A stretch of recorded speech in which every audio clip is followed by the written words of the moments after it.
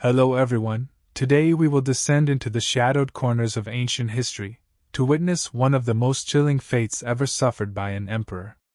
Picture this, a man cloaked in purple, standing atop marble stairs in Rome's golden light, his voice commanding, his eyes scanning a map of empires. Now fast forward, his mouth gagged, his back bent, his body no longer his own. This is the story of Valerian. Not the legend of his rise, but the horror of his fall. Before we get started on this story, please take a moment to like the video and subscribe, but only if you really like what I do here. And once you've heard Valerian's fate, leave your thoughts in the comments. Was it justice, or a warning that power never protects from cruelty? The Roman Empire in the mid-3rd century was not the same imperium that had once thundered under Caesar or Augustus. It was stretched thin, gnawed at the edges by enemies and betrayal, its borders leaking and leaders falling. The crisis of the 3rd century, they called it, a time when generals became emperors overnight, and emperors vanished by dawn. In this case rose Publius Licinius Valerianus, Valerian. He was no youthful usurper, no silver-tongued schemer. He was experienced, respected, older than most who had worn the purple. Appointed by the Senate and beloved by the army, he was meant to be a stabilizing force. Rome needed not just a warrior, but a wall, someone to hold the crumbling pieces of empire together. And for a time, it seemed he might. Valerian did not sit idle in marble halls. He marched eastward, where dangers swelled like a storm behind the deserts. The Persian Empire, under its fierce king Shapur I, had become a rising menace. Cities in the eastern provinces fell one by one, Antioch, Duryopos, and more. Roman blood soaked sands that had once been friendly. Valerian knew that to preserve Rome's edge, he had to face this threat directly. So he brought with him a massive army, crossing the harsh terrain into Persian territory, a decision that would become the fulcrum of fate. What he didn't know was that disease would strike before any sword. A sudden wave of plague tore through his ranks. Some say it was smallpox, others an unknown fever. Thousands perished before the first arrow flew. Hungry, dehydrated, and sick, Valerian's legions began to unravel. Shapur saw his chance. The Persians, practiced in desert warfare and riding high from prior victories, struck with calculated precision. Roman soldiers, their strength spent, their commanders frantic, fell into disarray. What followed wasn't just a loss, it was a collapse. At Edessa, in modern-day Turkey, Valerian made the unthinkable choice. He sent a message requesting parley. A truce. Terms. Perhaps even peace. He hoped to buy time, regroup, or escape total annihilation. But he underestimated Shapur's hunger, not for land or riches, but for legacy. Valerian arrived under a banner of peace, and never left. Accounts say he was seized during the negotiations. Others claim it was a betrayal disguised as diplomacy. Either way, Valerian, the Emperor of Rome, was taken alive.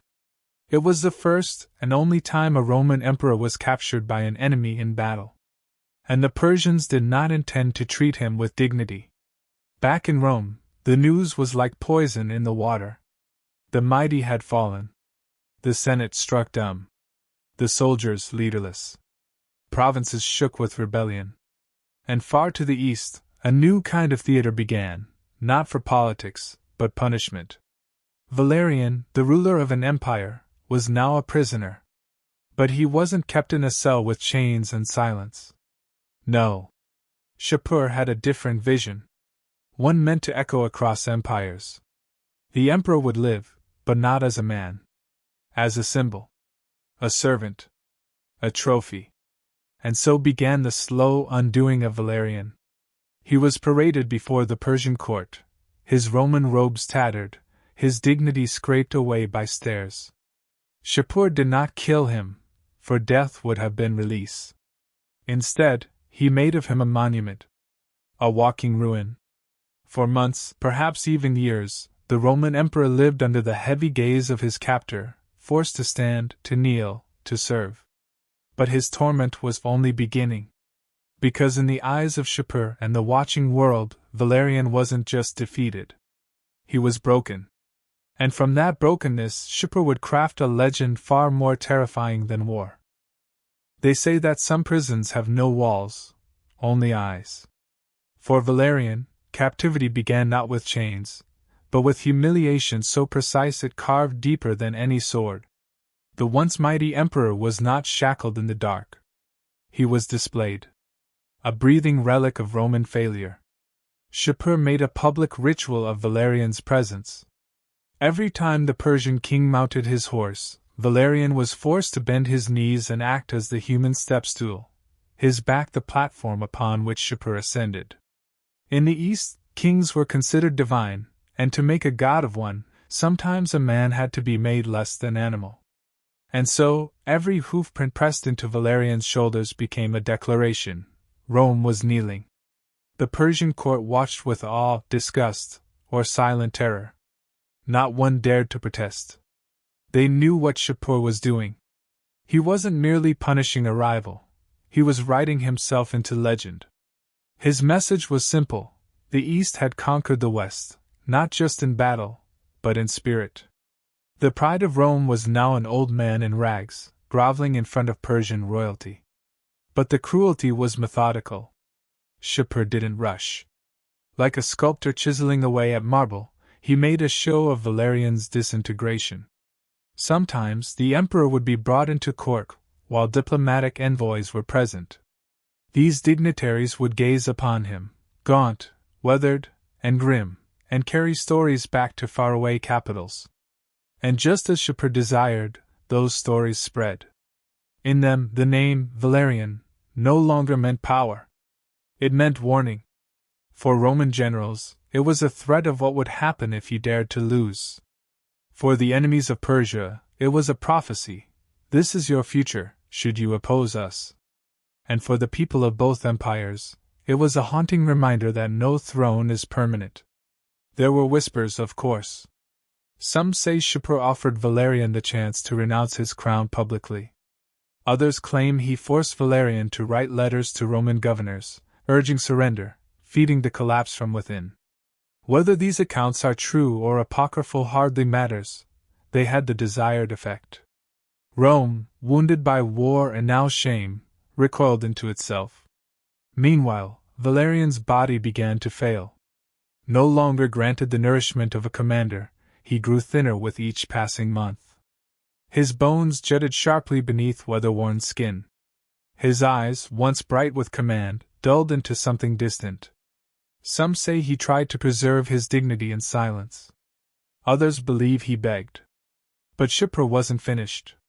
He kept Valerian alive, not out of mercy, but malice wrapped in patience. The emperor's torment wasn't theatrical alone, it was deeply personal. In Shapur's mind, Valerian's fall avenged every insult Rome had dealt to Persia over centuries of rivalry. In Valerian's suffering, Shapur saw poetry. And then, there came the feathers. Now, whether this part is true or simply symbolic, we may never know. But in the oldest versions of the tale, passed along by chroniclers and whispered by scholars, it is said that Shapur sought to break not only Valerian's body, but his soul. A Persian punishment, older than empires, involved the use of oil, honey, and feathers. The victim would be stripped and smeared with sweet oil, then covered in feathers, mocking a bird unable to fly. Left out in the sun, the scent would draw insects. The feathers, glued to skin, would peel with agony at every movement. Some say it was a ritual of mockery, others claim it was a way to signal that even birds are freer than kings in chains. Valerian, the emperor, became the feathered ghost of what once ruled half the world. Some say this spectacle occurred only once. Others believe it was repeated for days, until the skin itself began to weep from the layers of humiliation and sun. Whether truth or metaphor, one thing is certain, Valerian never saw Rome again. But Rome heard of him. And that was the point. In taverns and temples, in palaces and military camps, the story grew, an emperor used as furniture then as farce. Rome burned in pride, but did not act. They could not. For Valerian's fate had become more than a punishment, it was a symbol, impossible to undo. Back in Persia, Shapur eventually tired of his toy. Or perhaps, in some versions, he knew the moment had come for a final blow. Because the next part of Valerian's story would take the horror to an entirely different realm, one where death, when it finally came, would be neither quick nor quiet. It would be preserved. The desert air thickened with heat as Valerian's final days of dignity vanished like sand through grasping fingers. Whatever remained of the emperor's self-respect was already shredded by years of servitude, and now, something even more chilling settled into place: permanence. Shapur had something unique in mind for Valerian's ending. It would not be a swift death by sword, nor a secret poisoning behind silk drapes. It would be a punishment that outlived the punished. According to the most persistent accounts, when Shapur judged that Valerian had served his purpose as a spectacle, he ordered the unthinkable. The emperor's body would become a lesson, not in life, but in legacy. Valerian, worn down by heat, age, and humiliation, was executed. Some claim he was flayed alive, his skin peeled from his still-breathing body. Others believe he died first, in relative peace, only to be flayed post-mortem. But the result, either way, was equally macabre: his skin was preserved. The Persian king had it tanned, stretched, and dyed. But not to bury. No, Shapur had it stuffed with straw and mounted. A life-sized effigy of the Roman emperor, clad in his own hide, stood as a grim trophy in a Persian temple for decades. Not a statue. Not a painting. But a real man, emptied of life, turned into a symbol of Persia's supremacy. Roman prisoners brought before Shapur were forced to bow to this grotesque puppet. It stood tall, arms outstretched in silent agony, as if still pleading for mercy that had long since been denied. To kneel before it was to recognize not just Persia's victory, but Rome's shame, fossilized. No historian could ever truly verify this tale. The details remain murky, contradictory, unbelievable. But in a way, that is the point. It doesn't matter if it happened precisely as told, it matters that it was believed. For the Roman people, the fate of their emperor turned into a cautionary legend, whispered with dread. And in Persia, it was a point of pride, a story of vengeance turned into art. Every nation needs its monsters, and in this moment, Valerian was both martyr and myth. But Shapur's cruelty didn't end with the body. He sent pieces of Valerian's legacy back to Rome, literal fragments. Rumors spread that Valerian's bones were distributed like relics, a twisted inversion of saintly tradition. Where the bones of holy men were venerated, these were meant to warn: defy Persia, and your emperor will be divided, piece by piece. Rome, meanwhile, sat in uncomfortable silence. The Senate issued no proclamation of rescue. The legions made no march toward the east. To admit the truth, that their emperor had died not as a hero but as a mockery, was more than shameful. It was unthinkable. So instead, Rome turned inward, rewriting the tale as best it could. Valerian had vanished. He died in exile. He was never captured. Or perhaps, he was merely missing. But the East remembered differently. In Persia, bards recited the tale of the feathered emperor, of the living step-stool, of the skin-turned statue. They added details with each generation.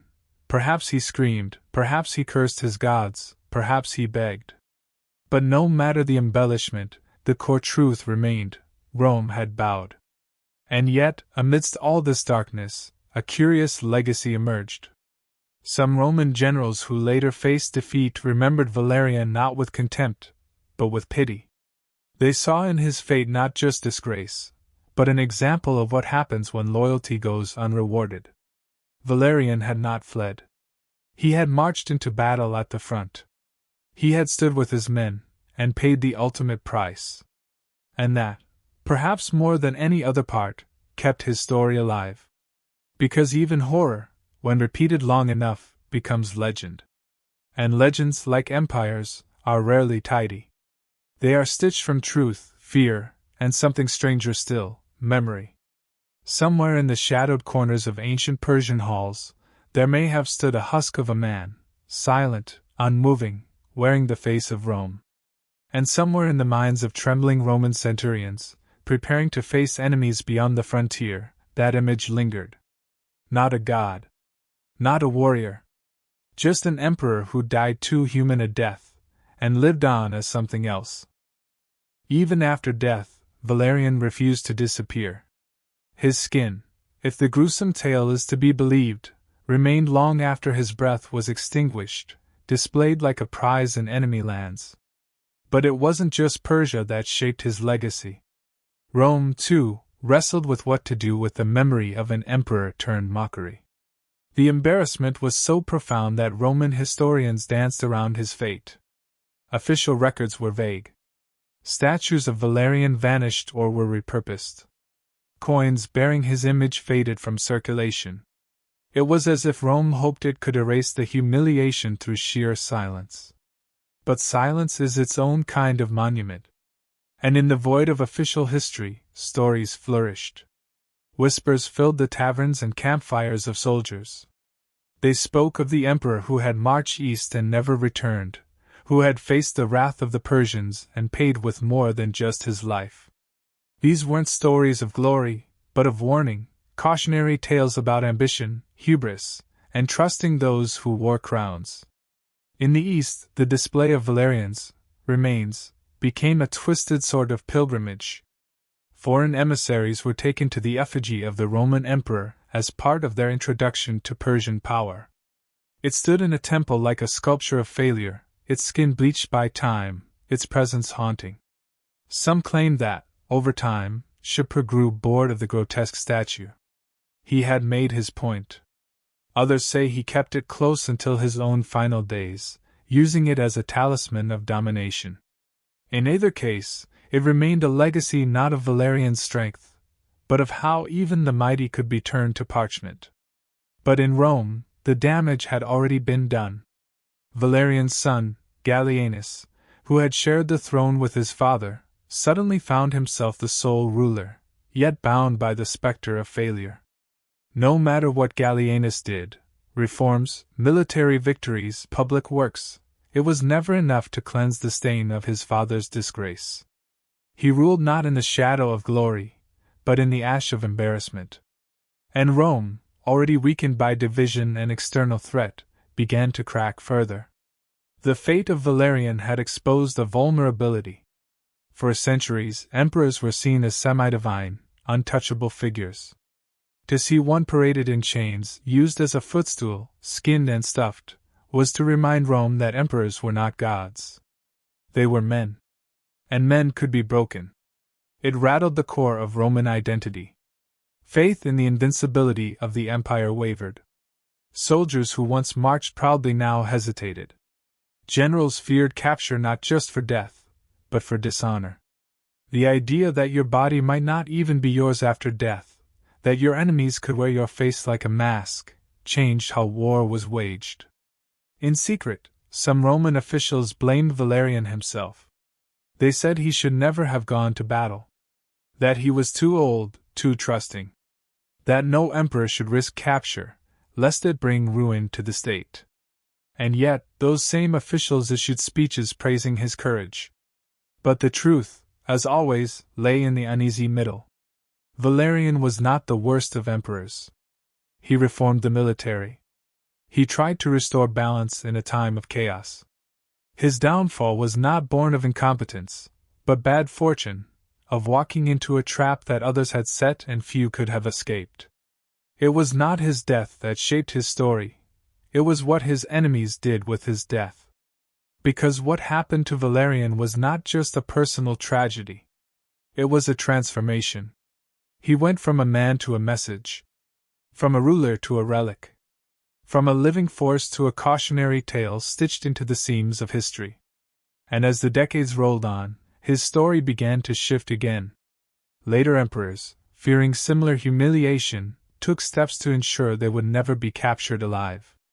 Suicide became preferable to disgrace. Some would even carry poison in hidden compartments, a final escape should they fall into enemy hands.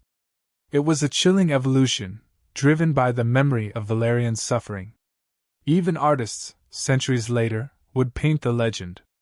In their brushstrokes, Valerian's pain was immortalized, his body contorted, eyes pleading, surrounded by mocking Persians.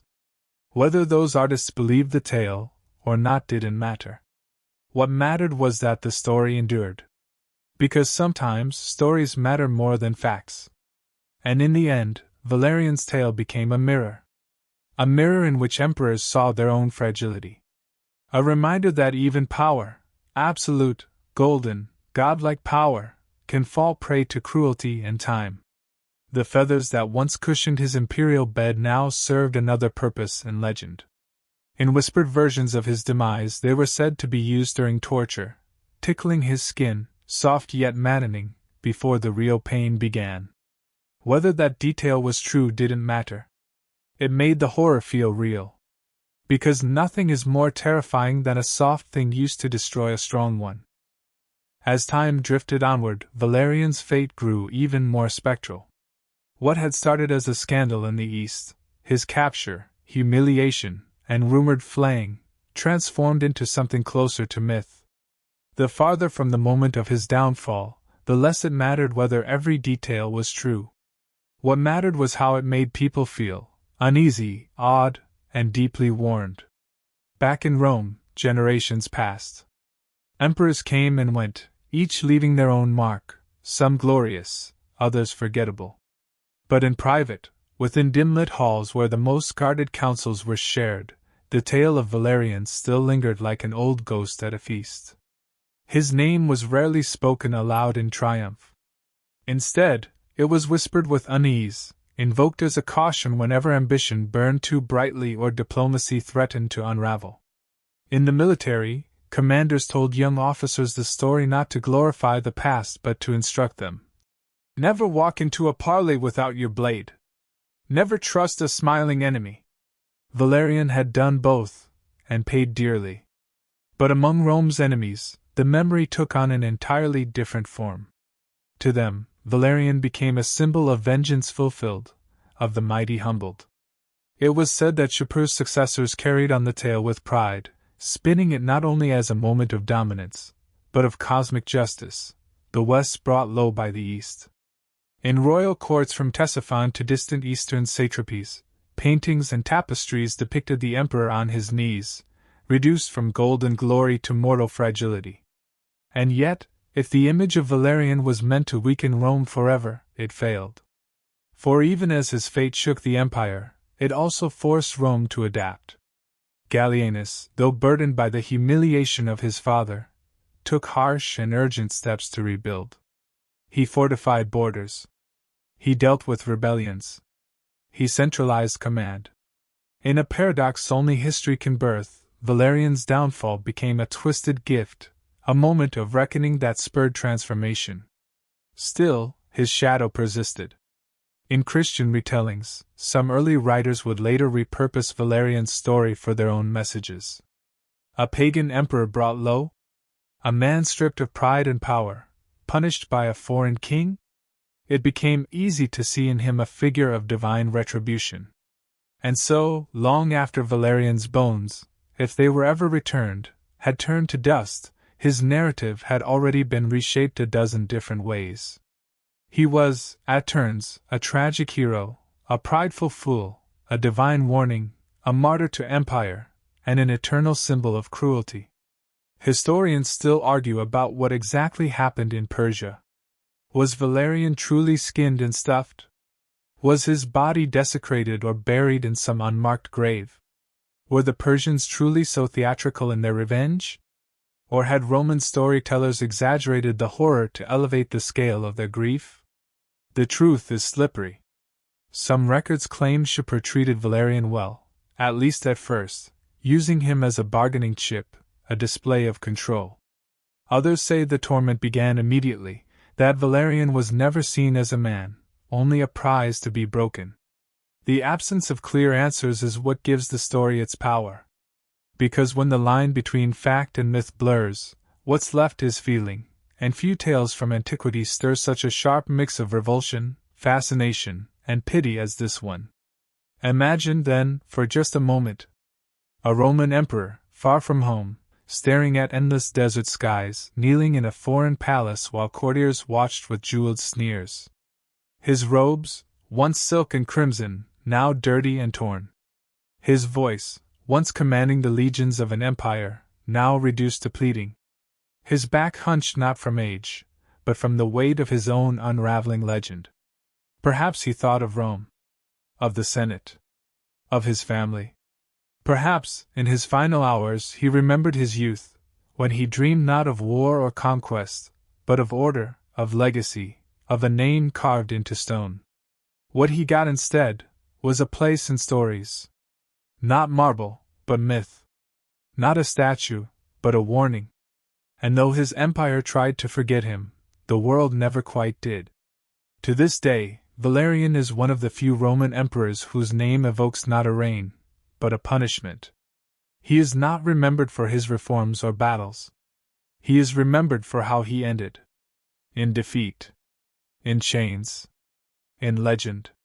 Because sometimes, the most terrifying stories are the ones where no sword is drawn, no armies clash, only silence, submission, and the slow unraveling of a man once thought invincible.